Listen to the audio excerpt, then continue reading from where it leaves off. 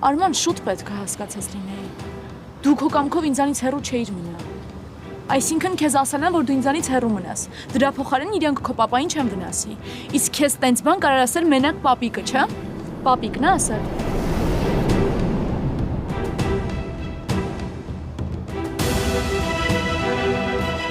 Ահա։ Ոնց որ ավելի շուտ կգտնեմ այդ սակո կոչվածին, քան մտածում եմ։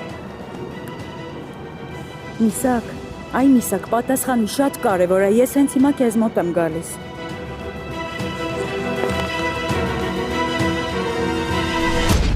Միսակ, ուր ես, ինչի զանգելիս չես պատաս։